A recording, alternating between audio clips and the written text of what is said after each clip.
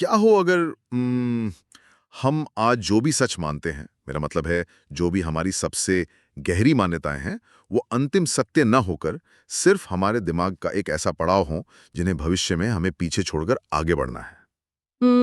ये एक ऐसा विचार है जो इंसान की पूरी वैचारिक बुनियाद को ही हिला सकता है। क्योंकि हमारा मानव स्वभाव ही ऐसा है ना कि हम अपनी मान्यताओं को ही अपनी पहचान मान बैठते हैं। हाँ, सही बात है। मतलब अक्सर लोग जब सालों पहले लिखी गई अपनी कोई डायरी पढ़ते हैं तो उन्हें खुद पर ही अचरज होता है। मन में ये सवाल उठता है कि यार, क्या सच में कोई इंसान ऐसा सोच सकता है? वो व्यक्ति कौन था? बिल्कुल, जो बातें कल तक किसी को पत्थर की लकीर जैसी परम सत्य लगती थीं, वो समय के साथ पूरी तरह बचकानी या गलत महसूस हो सकती हैं। और ये जो मानसिक बदलाव है, पुरानी सोच का जो टूटना है, ये कोई गलती नहीं है। असल में ये मानव विकास का एक बहुत ही गहरा हिस्सा है। और विचारों के इस टूटने और बनने की प्रक्रिया की तह तक जाने के लिए ही आज के इस गहन अन्वेषण में या डीप डाइव में हम एक बेहद प्रभावशाली काम को डिकोड कर रहे हैं। जी हाँ, आज हमने कई ऐतिहासिक दस्तावेजों, शोध आलेखों, अपने नोट्स और मुख्य रूप से दार्शनिक जॉर्ज विल्हेम फ्रेडरिक हीगल की 1807 में आई क्रांतिकारी पुस्तक द फेनोमेनोलॉजी ऑफ स्पिरिट के टेरी पिनकर्ट द्वारा किए गए अनुवाद को खंगाला है। सही कहा। हमारा मिशन उस मानसिक परिवर्तन की यात्रा को गहराई से समझना है जिससे होकर हर चेतना गुजरती है। और आपको पता है, इस किताब के लिखे जाने का संदर्भ भी किसी रहस्यमयी कहानी जैसा है। साल 1806, जर्मनी का जेना शहर। अच्छा। हाँ, हीगल अपने कमरे में बैठकर इस किताब के आखिरी पन्ने लिख रहे थे और ठीक उसी वक्त बाहर नेपोलियन की सेना उनके शहर पर हमला कर रही थी। बाप रे, मतलब युद्ध चल रहा था। बिल्कुल, तोपों की आवाजें गूंज रही थीं, पुरानी दुनिया सचमुच ढह रही थी। और उस उथल-पुथल के बीच हीगल इंसान की चेतना के एक चरण से दूसरे चरण तक पहुंचने का नक्शा बना रहे थे। मुझे जो बात सबसे ज्यादा उलझाती है वो ये है कि इंसान के विचार रातों रात तो नहीं बदलते। मतलब कोई भी व्यक्ति अचानक एक सुबह उठकर ये तो नहीं कहता कि कल तक वो जो मानता था वो पूरी तरह गलत है। ये तो है। तो फिर हीगल के अनुसार ये प्रक्रिया शुरू कहाँ से होती है? तो हीगल कहते हैं कि हमारी चेतना सीधे पूर्ण सत्य तक नहीं पहुंचती। ये अज्ञानता से जागरूकता और फिर आत्म जागरूकता के चरणों में विकसित होती है। इसका सबसे पहला चरण है सेंशुअस सर्टेनिटी, यानी इंद्रिय निश्चितता। इंद्रिय निश्चितता। हाँ, इसका सीधा सा मतलब ये है कि शुरुआत में हम इंसानों को लगता है कि जो हम अभी अपनी आंखों से देख रहे हैं या छू रहे हैं, यानी जो यहाँ और अभी मौजूद है, बस वही इकलौता और ठोस सच है। ओके, एक मिनट, इसमें गलत क्या है? अगर मेरे सामने अभी एक मेज रखी है, मैं उसे छू सकता हूँ, देख सकता हूँ, तो वो एक ठोस सच है ना? इस पर सवाल कैसे उठाया जा सकता है? ये सच लगता है, लेकिन हीगल कहते हैं कि जब हम इस यहाँ और अभी का बारीकी से विश्लेषण करते हैं तो ये ढह जाता है। मान लीजिए कोई व्यक्ति कहता है अभी रात है। ठीक है। उस पल के लिए ये एक परम सत्य लगता है, लेकिन 12 घंटे बाद वही अभी दिन बन जाता है। जो यहाँ किसी के लिए एक कमरा है, वही यहाँ किसी और के लिए सड़क हो सकती है। ओह, समझ गया। तो ये जो इंद्रिय निश्चितता थी, जिसे इंसान सबसे ठोस मान रहा था, वो असल में सबसे खोखली साबित होती है। पर एक मिनट, अगर कोई इस मेज की या रात के उस पल की एक तस्वीर खींच ले, तब तो वो सच स्थायी हो गया ना? तब तो वो अभी हमेशा के लिए कैद हो गया। ये एक बहुत ही दिलचस्प तर्क है, लेकिन तस्वीर खींचना ही इस बात का सबसे बड़ा सबूत है कि वो पल अब मौजूद नहीं है। अच्छा। हाँ, तस्वीर उस पल की याद है, वो पल खुद नहीं है। जब हम कहते हैं अभी, तो वो शब्द हमारे मुंह से निकलते ही अतीत बन जाता है।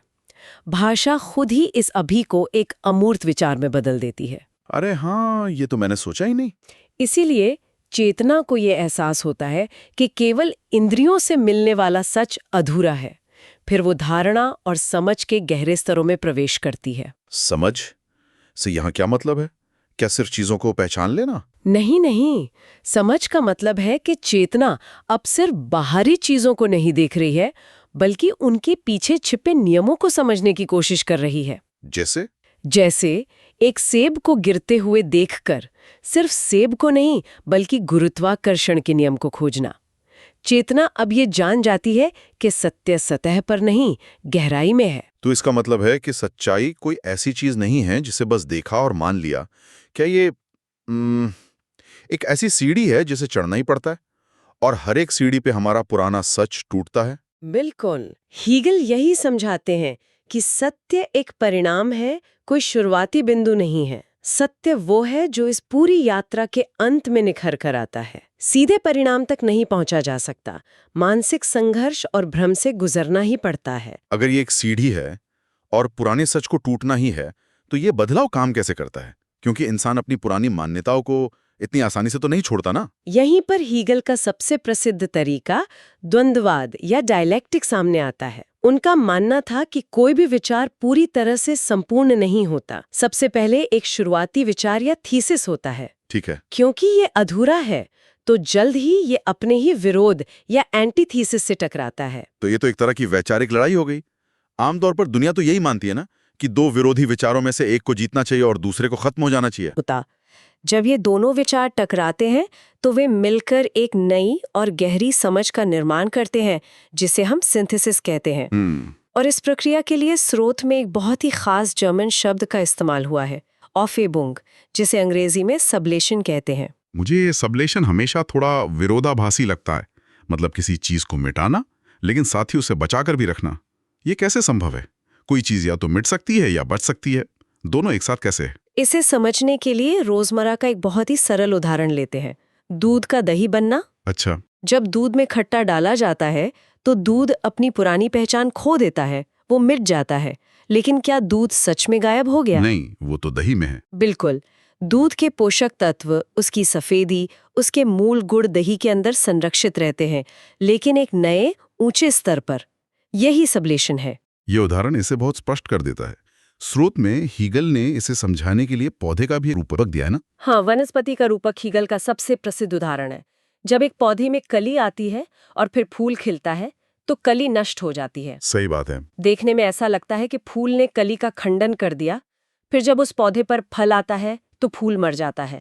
ऐसा लग सकता है कि ये तीनों चरण एक दूसरे के दुश्मन हैं। लेकिन असल में कली का मरना जरूरी था ताकि फूल आ सके। बिल्कुल, कोई भी चरण गलत नहीं था, बस वो अधूरा था। वे एक ही जैविक सत्य के आवश्यक हिस्से हैं। इसे अगर इंसान के जीवन से जोड़ा जाए तो मान लेते हैं कि एक छात्र है जिसे लगता है कि वो पढ़ाई में बहुत होशियार है। ये उसकी थीसिस हो गई। फिर वो एक अहम परीक्षा में बुरी तरह फेल हो जाता है। ये असफलता उसका एंटी थीसिस है, जो उसकी पहली मान्यता से सीधे टकराती है। अब इस टकराव से उसे गहरी निराशा होगी। और ज्यादातर लोग इसी निराशा में रुक जाते हैं। लेकिन अगर द्वंद्ववाद के नजरिए से देखें तो ये टकराव उसे उसकी कमियों से रूबरू कराता है। हाँ। वो अपनी असफलता से सीखता है और पहले से कई अधिक परिपक्व होकर उभरता है। ये नया विकास ही उसका सिंथेसिस है। पर क्या ये इतना सीधा है? फेल होने का दर्द इतना गहरा होता है कि कई बार इंसान टूट जाता है, वो नया सिंथेसिस बना ही नहीं पाता। यही तो वो दर्द है जिसका हीगल जिक्र करते हैं। जब कोई पुरानी मान्यता किसी नए संदेश से टकराती है तो वो दर्द असल में पुराने छिलके का उतरना है। समझ रहा हूँ। मान्यता पूरी तरह नष्ट नहीं होती, वो संदेह के साथ मिलकर एक गहरी समझ में बदल जाती है। इसलिए हीगल मानते हैं कि विरोधाभास प्रगति का इंजन है। बिना टकराव के कोई गति नहीं हो सकती। ठीक है, हम समझने की चेतना बाहरी दुनिया के नियमों को समझती है और अपने विचारों का विकास करती है। लेकिन एक कुर्सी, एक मेज या कोई नियम इंसान को ये तो नहीं बता सकता कि वो खुद कौन है। बिल्कुल नहीं। अगर इंसान की मान्यताएं सिर्फ उसके दिमाग का खेल हैं, तो उसे कैसे पता चलेगा कि उसका अपना वजूद सच में है? ये एक बहुत ही गहरा सवाल है और यही चेतना को अगले चरण में धकेलता है। एक निर्जीव वस्तु कभी भी इंसान को मान्यता या रिकॉग्निशन नहीं दे सकती। पत्थर तो नहीं बोलेगा कि तुम हो? बिल्कुल, पत्थर या मेज पलटकर ये नहीं कह सकते कि हाँ, तुम्हारा वजूद है। इसके लिए एक चेतना को किसी दूसरी चेतना की आवश्यकता होती है और यहीं से हीगल का सबसे शक्तिशाली विचार जन्म लेता है, मालिक और दास का द्वंद्व। तो जब दो इंसान या दो चेतनाएं पहली बार आमने सामने आती हैं तो क्या होता है? क्या वो हाथ मिलाते हैं और कहते हैं कि हम दोनों का वजूद है? बिल्कुल नहीं। हीगल के अनुसार ये कोई शांतिपूर्ण मुलाकात नहीं होती है। ये मान्यता के लिए एक संघर्ष बन जाता है। अच्छा। हर चेतना ये साबित करना चाहती है कि वो पूर्ण स्वतंत्र है, कि वो सिर्फ एक जैविक जीव नहीं है, बल्कि एक स्वतंत्र इच्छा रखने वाली इकाई है। और वो चाहती है कि दूसरी चेतना इस बात को माने, उसे पूरी तरह से स्वीकार करे। तो ये महज एक बहस नहीं है, ये तो वर्चस्व की लड़ाई है। स्रोत के अनुसार ये एक जीवन और मृत्यु का संघर्ष है। अपनी स्वतंत्रता साबित करने के लिए दोनों को ये दिखाना होता है कि उन्हें अपनी जिंदगी से भी ज्यादा अपनी स्वतंत्रता से प्यार है। बाप रे। उन्हें जैविक अस्तित्व से ऊपर उठकर दिखाना होता है। इस संघर्ष में एक व्यक्ति अपनी जान दांव पर लगाने को तैयार हो जाता है। वो मौत से नहीं डरता, वो जीतता है और मालिक बन जाता है। और दूसरा? दूसरी ओर दूसरा व्यक्ति मौत से डर जाता है। वो जिंदगी को आजादी से ऊपर चुनता है, हार मानकर झुक जाता है और दास बन जाता है। मुझे यहाँ एक चीज खटक रही है। अगर दास मौत से डर गया और उसने घुटने टेक दिए तो वो तो हार गया, मालिक को उसकी मान्यता मिल गई। कहानी तो यही खत्म हो जानी चाहिए ना, मालिक आराम करेगा और दास काम करेगा। सतह पर देखने में ऐसा ही लगता है, लेकिन हेगल की प्रतिभा यही नजर आती है।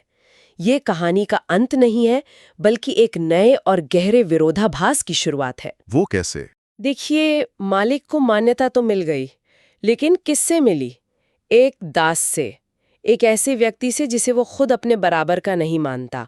तो वो मान्यता पूरी तरह से खोखली हो जाती है। अरे हाँ, ये तो बहुत अजीब विडंबना है। मतलब मालिक ने जीतने के लिए जान की बाजी लगाई और जीतने के बाद जो इनाम मिला उसकी कोई कीमत ही नहीं बची। बिल्कुल। और बात सिर्फ इतनी नहीं है, मालिक अब अपनी हर भौतिक जरूरत के लिए दास पर निर्भर हो जाता है। वो दुनिया की वस्तुओं पर सीधा काम नहीं करता, दास उसके लिए खाना बनाता है, घर बनाता है। तो मालिक तो एक तरह से पंगु हो गया। सही कहा। मालिक की सच्चाई निष्क्रिय हो जाती है। वो अपने ही बनाए पिंजरे में कैद हो जाता है। और दास का क्या होता है? वो तो हुक्म मान रहा है, वो अपनी पहचान कैसे बनाएगा? दास की यात्रा यहाँ से सबसे महत्वपूर्ण मोड़ लेती है। दास डर के कारण काम करने पर मजबूर तो है, लेकिन जब वो बाहरी दुनिया पर काम करता है, मान लीजिए वो लकड़ी काटकर एक मेज बनाता है या खेत जोतता है, तो एक चमत्कार होता है। कैसा चमत्कार? एक गुलाम जो मजबूरी में काम कर रहा है, उसमें चमत्कार कहाँ से आ गया? इसे ऐसे समझें, जब दास किसी निर्जीव वस्तु पर मेहनत करता है और उसे एक नया आकार देता है, तो वो उस वस्तु में अपनी खुद की चेतना का प्रतिबिंब देखता है। वो देखता है कि उसके विचारों और उसकी मेहनत ने भौतिक दुनिया को बदल दिया है। लकड़ी का वो टुकड़ा अब सिर्फ लकड़ी नहीं, उसकी मेहनत का परिणाम है। हाँ, उसने उसे बनाया है। इस रचनात्मक प्रक्रिया के तंत्र के जरिए दास को एहसास होता है कि उसके अंदर दुनिया को बदलने की शक्ति है।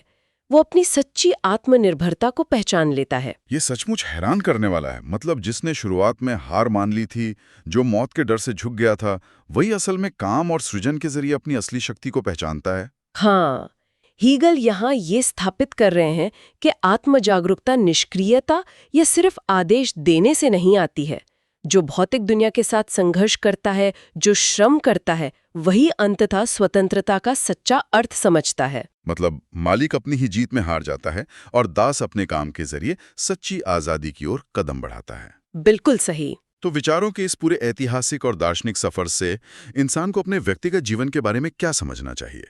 मतलब जब कोई इंसान किसी ऐसी स्थिति में होता है जहां उसे लगता है कि वो हार गया है या किसी परिस्थिति का दास बन गया है, तो क्या वो भी विकास का एक चरण हो सकता है? यही हीगल के दर्शन की सबसे बड़ी व्यवहारिक सीख है। इस पूरी प्रक्रिया को, जहां पुराने विचार और मान्यताएं टूटती हैं, स्रोत में हीगल संदेह या निराशा का मार्ग कहते हैं। ये आसान रास्ता नहीं है।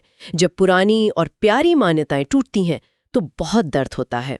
ऐसा लगता है जैसे पूरी दुनिया बिखर रही है। तो ये एक बहुत ही महत्वपूर्ण सवाल खड़ा करता है।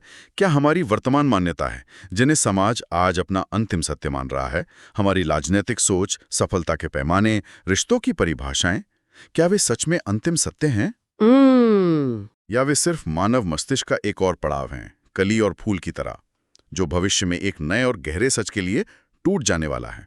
ये एहसास सच में डरावना हो सकता है।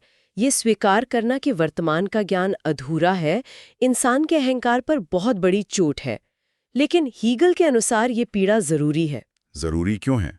क्योंकि जब तक पुरानी मान्यताएं नहीं टूटेंगी, जब तक इस वैचारिक मृत्यु से नहीं गुजरा जाएगा, तब तक उस दिशा में आगे नहीं बढ़ा जा सकता जिसे हीगल निरपेक्ष ज्ञान कहते हैं। तो इस भारी दार्शनिक विचार को कोई अपने रोजमर्रा के जीवन में कैसे उतार सकता है? क्योंकि हर इंसान जेना के युद्ध के बीच बैठकर किताबें तो नहीं लिख रहा है ना। लोग बस अपनी नौकरी, परिवार और जीवन की उलझनों से जूझ रहे हैं। मैं समझती हूँ। हीगल के दर्शन से रोजमर्रा के जीवन के लिए 3 बहुत स्पष्ट निष्कर्ष निकाले जा सकते हैं। पहला, विकास के लिए टकराव जरूरी है। हाँ, जैसे कली और फूल।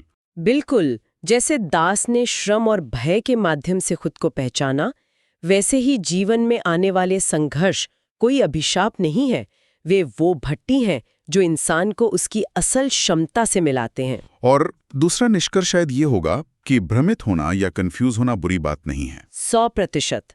भ्रम का अर्थ प्रगति है। जब विचार आपस में टकराते हैं और समझ नहीं आता कि क्या सही है और क्या गलत, तो वो कोई हार नहीं है, वो एंटीथीसिस का प्रभाव है जो एक नए सिंथेसिस की ओर धकेल रहा है। और तीसरा निष्कर्ष ये है कि सत्य कोई स्थिर वस्तु नहीं है जिसे एक बार पा लिया और तिजोरी में बंद कर दिया। सत्य एक विकास है, ये एक निरंतर चलने वाली प्रक्रिया है। बिल्कुल, आज का सच कल के सच का आधार है। तो क्या ये कहा जा सकता है कि इंसान की चेतना का विकास एक सीधी सड़क की तरह नहीं है जिस पर बस चलते जाना है, बल्कि ये एक घुमावदार सीढ़ी की तरह है? एक घुमावदार सीढ़ी। हाँ, जहां हर बार घूमकर उसी जगह उसी सवाल पर वापस लौटना होता है, लेकिन हर बार नजरिया एक मंजिल ऊपर और कहीं ज्यादा गहरा होता है। अरे वाह, ये एक बहुत ही खूबसूरत और सटीक रूपक है। इंसान जीवन में बार बार उन्हीं सवालों, प्यार, सफलता, न्याय, आज़ादी का सामना करता है, लेकिन हर बार हेगेलियन द्वंद्ववाद के जरिए वो उन्हें एक नए और गहरे स्तर पर समझता है। कोई भी कभी ठीक उसी बिंदु पर वापस नहीं आता। इस पूरी यात्रा को अगर समेटना हो तो ये डीप डाइव हमें ये सिखाता है कि विचारों का टूटना, कंफ्यूज होना और अपनी सबसे गहरी मान्यताओं पर सवाल उठाना, ये सब किसी कमजोरी का संकेत नहीं है। बिल्कुल नहीं। बल्कि ये इस बात का सबूत है कि चेतना एक नए चरण में प्रवेश कर रही है, वो कली से फूल बन रही है। और यही प्रगति का एकमात्र रास्ता है। लेकिन इस डीप डाइव को खत्म करने से पहले एक नया सवाल जो इन स्रोतों और हीगल के दर्शन को गहराई से समझने के बाद जहन में आता है। अगर चेतना को अपनी पहचान के लिए दूसरी चेतना की मान्यता चाहिए और इसके लिए संघर्ष जरूरी है, तो आज जब इंसान खुद आर्टिफिशियल इंटेलिजेंस बना रहा है जो इंसानों की तरह सोच सके, तो भविष्य में क्या होगा? ये तो एक बहुत ही गहरा सवाल है। क्या भविष्य में मशीनें भी अपनी स्वतंत्रता साबित करने के लिए इंसानों से मान्यता मांगेंगे? क्या अगला मास्टर स्लेव द्वंद्व इंसान और मशीन के बीच लड़ा जाएगा? और उस संघर्ष में कौन काम करेगा और कौन अपनी सच्ची स्वतंत्रता पहचानेगा? इस विचार पर गौर कीजिएगा। और जब भी महसूस हो कि दुनिया के नियम तेजी से बदल रहे हैं और सब कुछ हाथ से छूट रहा है, तो बस ये याद रखें, हम भटके हुए नहीं हैं, हम विकसित हो रहे हैं।